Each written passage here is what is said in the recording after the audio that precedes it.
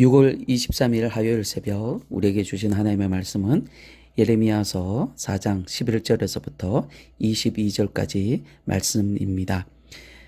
그때 이 백성과 예루살렘에 전할 자가 있어서 뜨거운 바람이 광야에 있는 헐벗은 산에서 내 딸 백성에게 불어온다 하리라.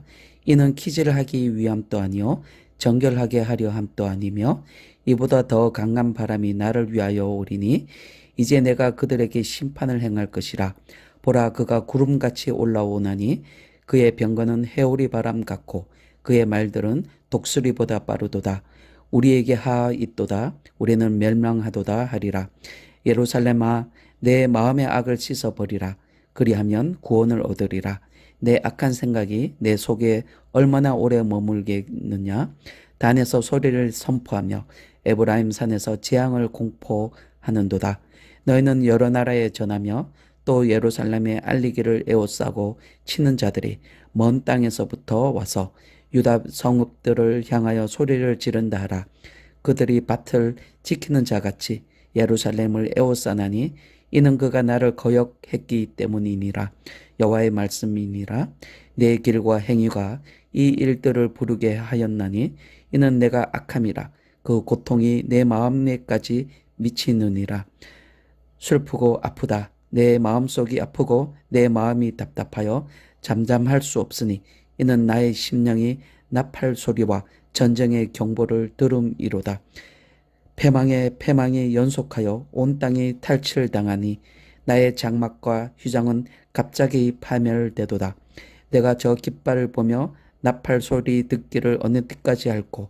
내 백성은 나를 알지 못하는 어리석은 자요 지각이 없는 미련한 자식이라. 악을 행하기에는 지각이 있으나 선을 행하기에는 무지하도다. 아멘.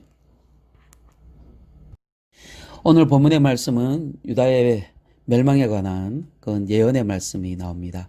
본문 11절 상반부 말씀을 보시면 그때 이 백성과 예루살렘에 전할 자가 있어서 뜨거운 바람이 광야에 있는 헐벗은 산에서 내 딸 백성에게 불어온다 라고 말씀합니다. 여러분, 바람이 예루살렘을 향하여 불어온다라고 말씀합니다. 그렇다면 이 바람이 의미하는 것이 무엇입니까? 이 바람은 한마디로 바벨론입니다. 어제 본문 6절을 보시면 북방에서 재난과 큰 멸망을 가져온다라고 말씀하고 있는데 북방에서 내려오는 재난은 바로 바벨론을 뜻합니다. 그 바벨론이 오늘 본문에서 가리키고 있는 바람의 정체입니다. 예레미야 선지자는 오늘 본문에서 바벨론을 이 바람과 구름 그리고 해오리 바람 아니면 독수리보다 빠른 말 등의 이미지로 말하고 있습니다. 북쪽에서 내려오는 침략자 바벨론의 어떤 파괴력과 또한 그들이 초래할 혼란과 혼돈을 강조하고자 이러한 이미지를 사용하고 있는 것입니다. 11절에서 나오는 바람의 이미지를 다시 보시면 뜨거운 바람이 광야에 있는 헐벗은 산에서 불어온다 라고 말씀합니다.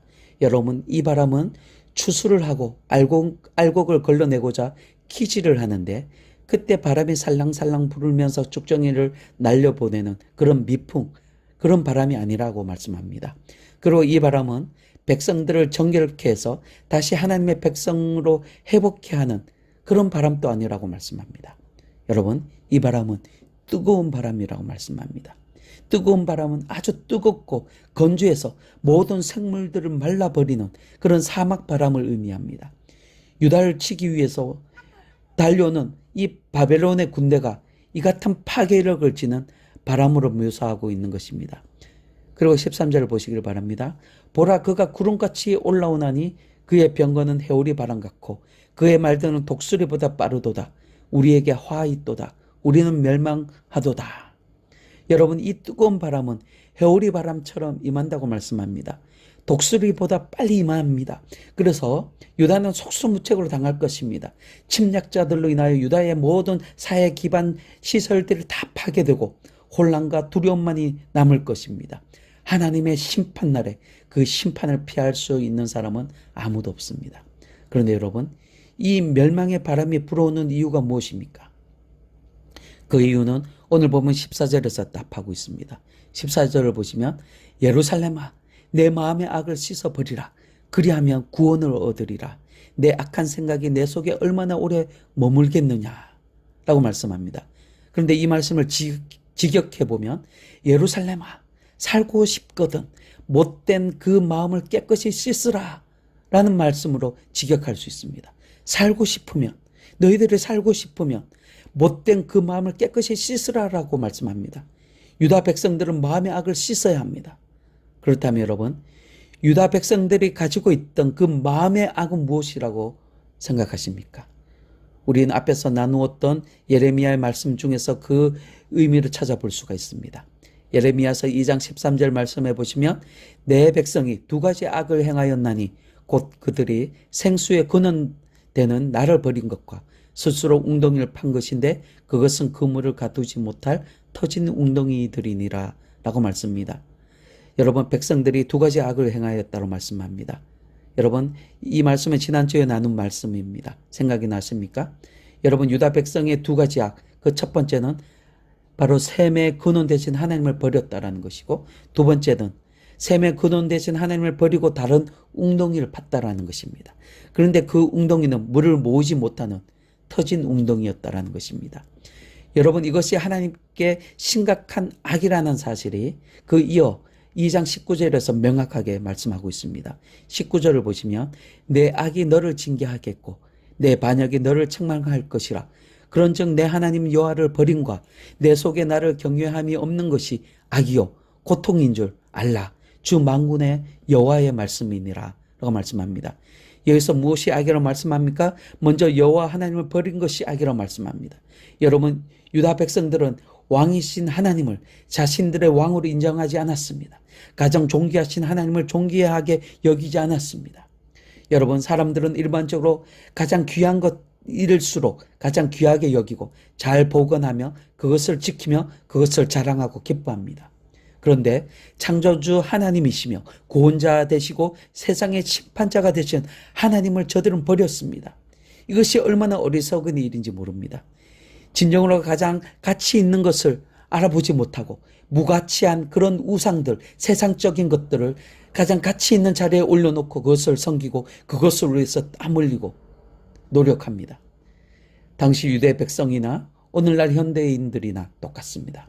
이것이 우리의 슬픔의 출발이고 고통의 근원이 된다는 것입니다. 그리고 무엇이 악이라고 말씀합니까? 하나님을 경외하지 않는 것이 악이라고 말씀합니다.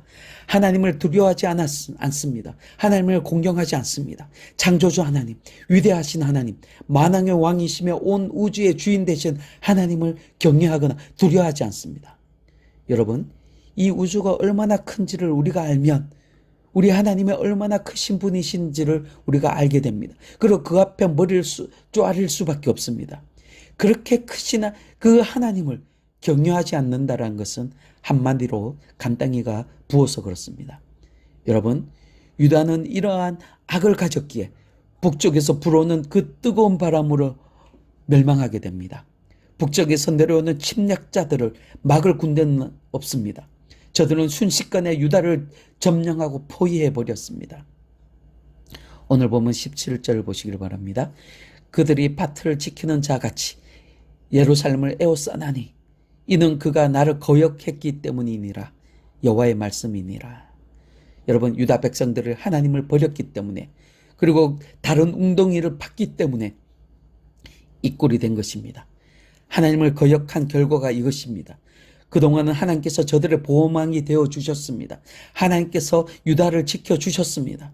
그런데 저들이 하나님을 버렸습니다. 그리고 다른 보호막을 찾았습니다. 애굽을 찾아가고 주변 다른 나라를 찾아가서 동맹을 맺었습니다.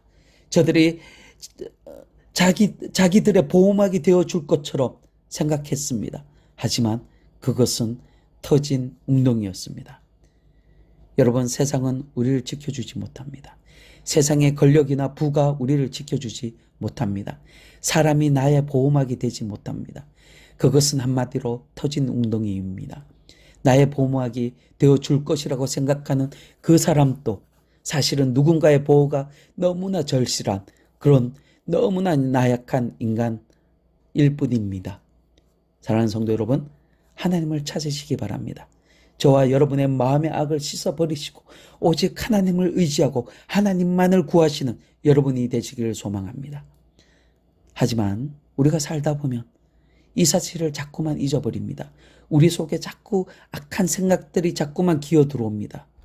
여러분, 오늘 내 속에 남아있는 이 악한 생각의 정체를 여러분 분명히 깨달으시고 하나님 앞에 모두 다 내어 버릴 수 있기를 소망합니다. 성령 하나님의 도우심을 구할 수 있기를 소망합니다. 날마다 성령의 충만함을 구하시기를 바랍니다. 성령님이 내 속에 충만히 거하시면 그런 악한 생각이 내 안에 머물러 있는 공간이 사라지게 됩니다. 그래서 이제부터 여러분은 오직 하나님만을 섬기는 그런 신실한 성도들이 다 되시기를 주님의 이름으로 축원합니다. 아멘.